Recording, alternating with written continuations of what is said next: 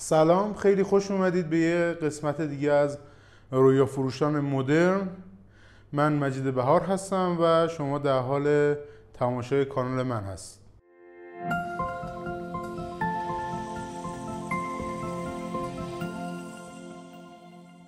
طبق روال همیشه همین ابتدای ویدیو اگر کانال من رو سابسکرایب نکردی حتما روی دکمه سابسکرایب یا مشترک شدن بزن و اگر از ایران هستی به خاطر استفاده از فیلتر شکن، به خاطر اینکه حسابت نپره، لطف کن یه کامنت، لایک یا حتی دیسلایک انجام بده.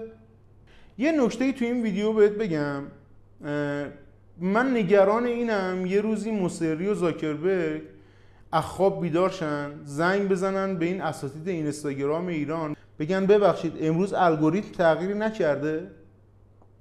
انقدری که ما تو ایران مدرس اینستاگرام داریم، تو خود متا یعنی مجموعه شرکت متا انقدر کارمند نداره. بابا شل کنید، از اینستا بزنید بیرون. یوتیوب هست، تلگرام هست، به خدا ما اونا رو هم دوست داریم آموزش ببینیم و برید سمت اونا. خب بریم سر بحث اصلی خودمون. خب توی این قسمت محوریت خاصی نداریم، یعنی راجع به یک شخص به خصوصی نمیخوایم صحبت بکنیم. چند تا سوال پرسیدن راجع به این که چرا تمام این پکیج فروش ها و رویا فروش ها دارن مهاجرت میکنن به کشور امارات.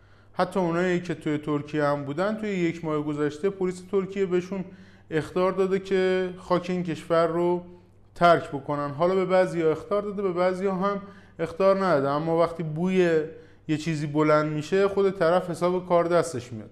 نمونه باردش آدم مرادی و چند نفر دیگه که از ترکیه به بهشت کلاهبردارها امارات سفر کرده و در اصل نقل مکان کرده. حالا چرا اینها ترکیه رو الان ناامن دیدن، مثل داوود هزینه که از ترکیه دارن اخراجش میکنن و خیلی از کسای دیگه؟ حالا چرا اینا ترکیه رو ناامن دیدن؟ به خاطر اینکه ترکیه با پلیس ایران همکاری‌های خیلی شدیدی رو داره، چون ایران توی بحث PKK به ترکیه کمک میکنه. ترکیه هم در قبالش اگر ایران کسی رو طلب کنه، ترکیه به اونها این فرد رو میده، یعنی میبره لب مرد رو تحویل پلیس ایران میده. اما امارات اینجوری نیست. شما توی امارات راحت میتونی زندگی کنی، چون قانونش تقریبا یه قانون آمریکاییه و کشور اولویتش براش آمریکاست، بعد کشورهای دیگه و در آخرین درجه روابط با ایران قرار داره. رو همین حساب کسی رو تحویل نمیده، به خاطر تعهدات بین المللی کسی رو تحویل نمیده. هم به این دلیل هم به این دلیل که خب اسم کشور خودش رو خراب نمیکنه و بیاد متهم یا کسی رو که ایران طلب میکنه رو به اون کشور بده. حالا چرا امارات؟ چون توی امارات هم میتونی راحت زندگی بکنی، هم میتونی راحت کلاهبرداری بکنی.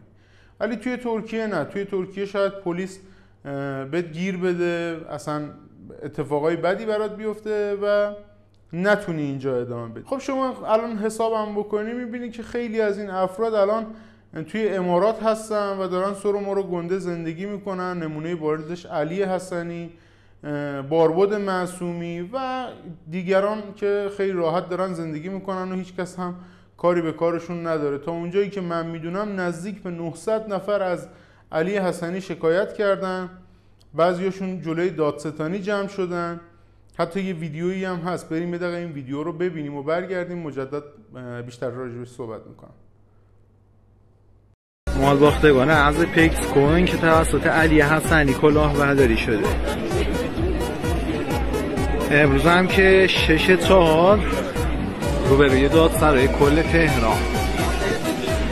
علی حسنی به زودی میبینمه.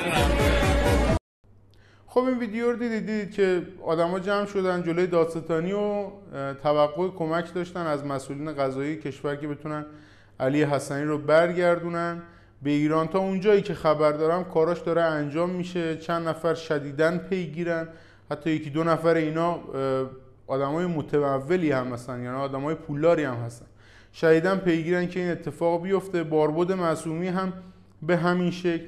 اما نکته جالب این قضیه اینه که ما سوپر کلاهبردار، یعنی رأس این هرم رو ول کردیم. محمد رسول تیموری جربکانی یا همون ماهان تیموری، رأس این هرم رو ول کردیم و چسبیدیم به زیر شاخه‌اش. همه اینها نشأت گرفته از محمد رسول تیموری جربکانیه. یعنی باربد رو ایشون آورد بالا، بحث ارز دیجیتال و شیت کوین وجک و پکس رو با، یعنی وجک که تمام برنامه ریزیاش هم حتی ماهان تیموری انجام داده بود و زیر شاخه اینها علی حسنی بود، باربد معصومی بود، متین بود و خیلی از آدمای دیگه که با اصلا بولد و تبلیغ ماهان تیموری باربد و متین و دوستاشون اومدن بالا. کسی اینا رو نمیشناخت. همه جا هم ماهان تیموری عنوان کرده که این حسابدار من بوده، من دیگه ازش خبر ندارم. اما ویدیوها، عکس‌ها، همه اینا هستش که ماهان توی دبی بوده، همون شبی که وجاک رو داشتن معرفی میکردن ماهان تیموری کنار بیتبول یا همون باربد معصومی بوده. همه اینها هست. اما در کل میخوام بهت بگم که امارات فقط تنها دلیلش که اینها میرن و اونجا ساکن میشن، اولا که اینا نمیتونن کشورهای مثل اروپایی مثلا آلمان، انگلیس یا جاهای دیگه برن. خیلی سختگیره اون کشور برای اینکه شما کوچکترین تخلفی رو نداشته باشی. اگر تخلف مالی داشته باشی اصلا به اینکه ایرانی هستی یا غیر ایرانی نگاه نمیکنه، تخلف مالیت رو بررسی میکنه خودش. اقامت ها خیلی سخته توی کشور اروپایی، ولی توی کشوری مثل دبی اینجوری نیست. شما اگر پول داشته باشی میتونی یه دونه خونه اجاره بکنی، ماشین اجاره بکنی و بتونی اونجا زندگی بکنی، اقامتش رو بگیری و کارهای دیگه انجام بدی. چون کلا اصلا دبی ساخته شده برای اینکه شما بری اونجا و هزینه بکنی و از کسی که بتونه هزینه بکنه دبی استقبال میکنه. البته اینم در نظر بگیرید، این نکته خیلی مهمه. الان دیگه نسبت آدم هایی که گول این جریان و گول پکیج فروش ها و گول اونهایی که قرار ما رو به زودی پولدار بکنن رو خیلی ها نمیخورن. اما این نکته رو یادت نره که روز به روز توی این فضا آدم‌های بیشتری دارن میان، آدم‌هایی که شاید تازه گوشی موبایل میگیرن، شاید تازه با اینترنت آشنا میشن، شاید تازه سنشون به اون مرحله سرمایه گذاری میخوره.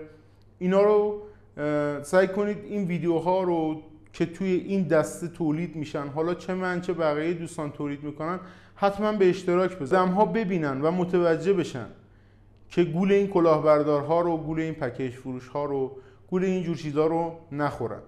ممنونم از اینکه این ویدیو رو تماشا کردی. چون خیلی‌ها سوال پرسیده بودن گفتم در قالب ویدیو بهتون توضیح بدم و بگم. این بود کل مطلبی که توی این ویدیو میخواستم بهتون بگم. بابت اینکه خیلی سوال میپرسیدن چرا همه میرن دبی، دلیلش این بود.